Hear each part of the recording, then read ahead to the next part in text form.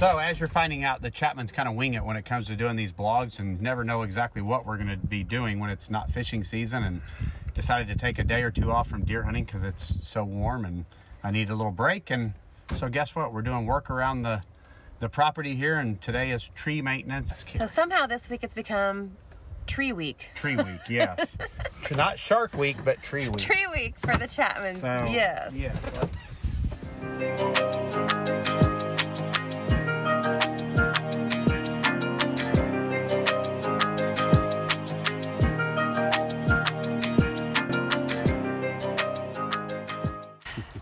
Hey guys, Brent and Bobbi here. So this week we're doing something a little bit different for our family vlog, and that's mainly because we've been sick all week. You have. I have not. A little bit of feeling here in my throat, but yeah, we're going to tough through it, and I'm not going to be sick. We've all been a little under the weather. The kids and I, not Brent, but the kids and I have been under the weather. So we've been really taking it easy and just kind of staying close to home this week, obviously, because that's what you do now. When you don't feel good, you stay at home. Right, you're not supposed to go anywhere or do anything. So we've been staying home and, you know, watching a movie every night, which is actually kind of nice because we never get to do that. Just kind of relax and everything. So it's been forcing us to really slow down and just relax. And as you can tell, I'm still not feeling very good. So forgive us, this might be a short one. But we are going to do something fun today because Brent's been telling me all week I need to get out because the persimmons are perfect. Yes, yeah. If you try them at the wrong time, they are one of the worst tasting things ever. But when you try them after a good hard freeze, like I think we've only had about one or two of those. No kidding. And it's almost Thanksgiving. We've usually had a lot more weather this time of year. But persimmons are one of those things that you get to enjoy for a week or two. So as I said, I'm learning about our property, and I realized I thought we only had 2 persimmon trees, but we actually have 3 persimmon trees on our property. So I'm going to baby these things for sure. And as you can tell, everything's gray this time of year, but here they are. Here's what a persimmon is. Persimmons are really, really bitter before you get a hard freeze, but after a hard freeze, they kind of shrivel up and kind of look a little nasty, but that's when they actually become ripe. They're super, super sweet. So if you're ever out, you know, I don't know the actual range of persimmons all around the country. Obviously, people can look that up, but here in the Midwest, this is the time of year to find a persimmon tree. If you look, you find these cool-looking fruits that are all shriveled up. Grab you a persimmon and... Is this where we have the disclaimer? If you don't know what it is, yes, don't eat it. If you do not know what it is, don't eat it. But I assure you, this is a persimmon, and I'll tell you what, guys, they're amazing. You know, if we were creative, we could probably make jellies or all kinds of stuff, but that is really an amazing fruit, and it's one of those things that it's really cool to get things that you don't get at a grocery store. And I've never seen persimmons at a grocery store. So if you get out, find your persimmon tree and enjoy it. There you go. Let's gather some up.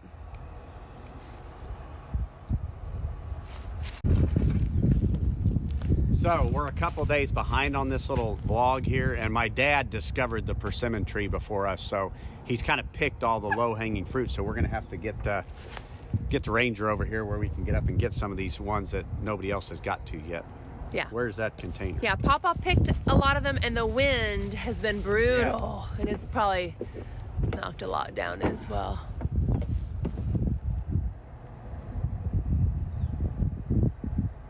And since I'm sick, I'm just making Brent do all the work gathering all this for me.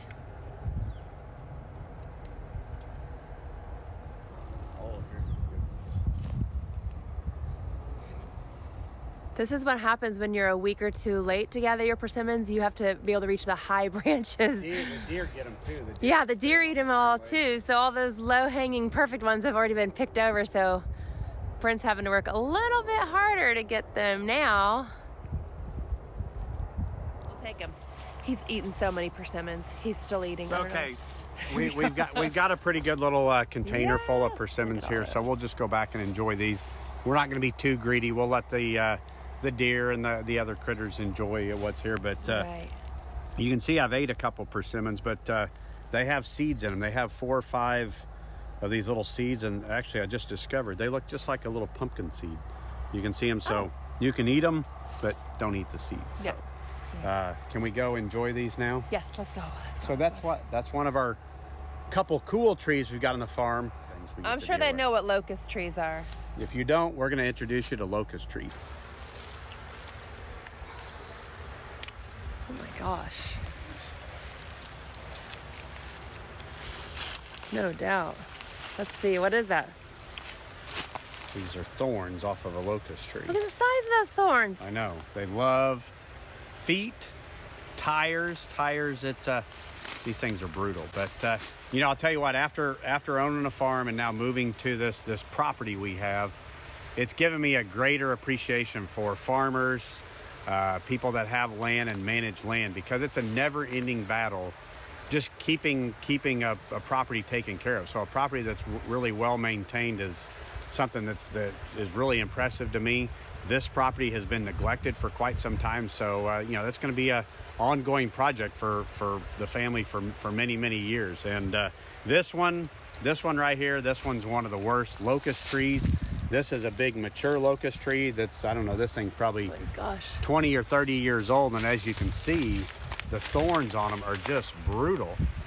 But you know, you can really get a handle on them when they're little bushes. So that's one of my little projects here, is to take out locust trees. I want to get deer season over with, and then we'll deal with more of these. But so those are our trees. We have some good trees, we have some bad trees. But regardless, Brent's going to be plenty to do for sure. But I enjoy it. I really enjoy it, and you know, like I said, I'm just going to tackle little bits and pieces here at a time. I love to get out and get on the chainsaw, and I'm learning about the different ways to treat different species. You know, whether it's invasive plants, invasive species, whatever it might be, you just got to get out here and do your part, and eventually our little piece of the pie will be a little bit prettier.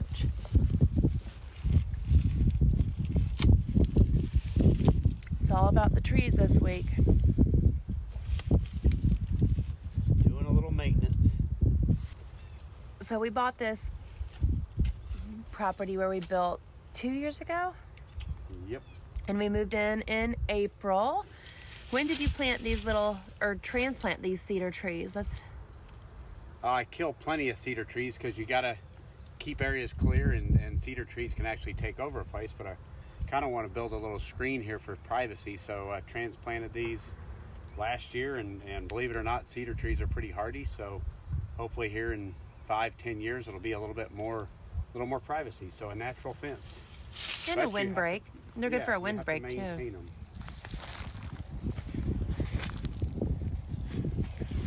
Perfect.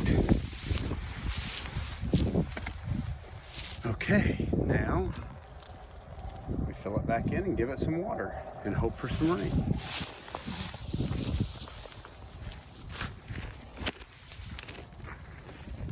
Here. That's my problem. I tend to get a little sidetracked, so get into one little area like this, and next thing you know it, I'm doing 15 other projects, so I have to stay on task. Cleared out a nice little spot. We're gonna cut this nasty locust tree out of here and treat it with some root killer. Then we're gonna plant the nice little oak tree. I like to clear out a spot just because it's easy to dig, get in the ground, and then the main thing is you get all the air out of you don't want any air between, you know, somewhere in the ground. The soil. And then you want to water it really good. And where I understand, fall is really a good time to plant trees anyway. So I jokingly say this, I don't know what God was thinking when he invented these things, but I tend to say some not favorable things when you come across one of these not expecting it, because there is nothing good about a locust tree. I guess there's a saying about a locust tree: if you cut one down and you don't kill the roots, if you cut one down, like 7 will come to its funeral. So literally, if you cut one of these down and don't treat the root system, it'll just sprout more and more trees out of it. So vicious. You have to treat the roots. So we're gonna get this thing well out of the way, and let's dig our hole for the tree.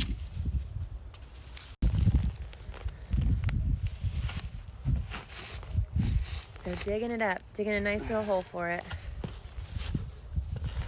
Usually I just use that. Just the ground's so dry. So dry. And so dry right now. a lot of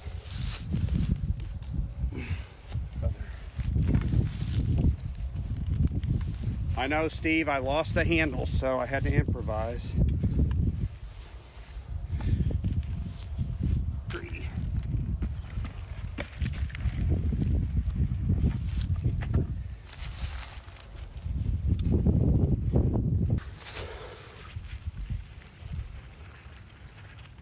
Just gonna try to break all this soil up so we don't get any air down in there. Get a nice little oak tree.